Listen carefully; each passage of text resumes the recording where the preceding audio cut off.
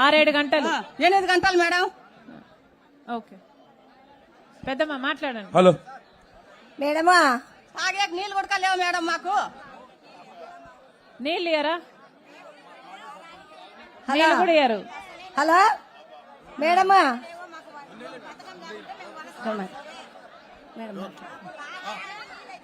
మేడమా మీరు ముసలి కరువు పనికి వద్దు అంటారు, మీకు జత లేరు అంటారు. మేము చచ్చిపోయిన వాళ్ళని జత కాడ తెచ్చుకోవాలో చెప్పు, ఎట్లా చేయలే మేము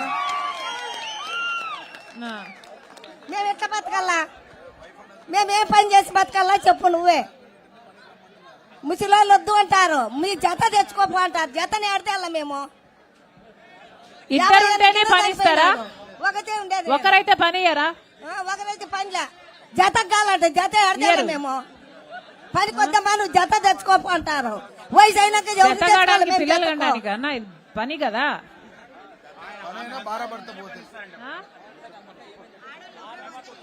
ఇదేమి లాజిక్ అన్నా? ఒకరికే పని ఇవ్వకపోవడం ఏంది? మీరు ఒక జతకు దొలకాచుకోమంటే మేము ఎవరిని దొలకాలని జతకు చెప్పు. ముసలాళ్ళు మీరు వద్దు అనేది ఇది చాలా అన్యాయం కదా. అన్యాయం లేదు చెప్పమ్మా నువ్వేను. ఇది చాలా అన్యాయం కదమ్మా. వయసు అయినాక కొడుకులు అన్నం పెట్టరు, ఏదో పని చేసుకొని బతుకోవాలి కదా. అవును ఇది చాలా అన్యాయం.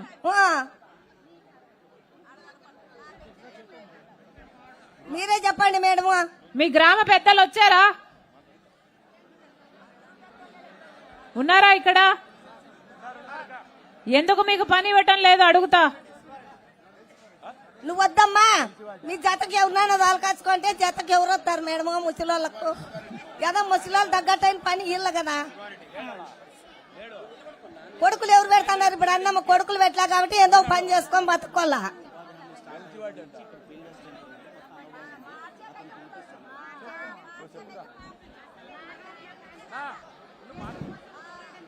అలా ఎల్ శివారెడ్డి గారు దయచేసి ఎక్కడున్నా ఒకసారి స్టేజ్ మీదకి రావాలి.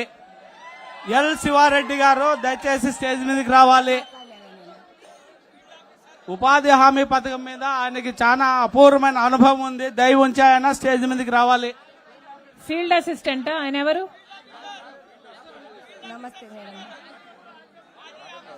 ఎల్ శివారెడ్డి గారు స్టేజ్ మీదకి రావాల్సిందిగా కోరుతున్నారు. ఫీల్డ్ ఆఫీసర్ అట, మాజీ ఫీల్డ్ ఆఫీసర్.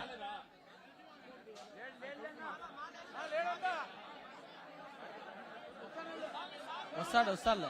మీరేమన్నా కానీ న్యాయం చేసుకోండి మేడం మాకు. నా ఫోన్ వచ్చి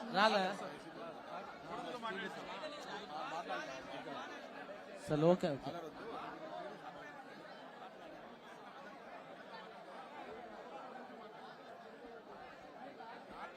ఒక కారంలో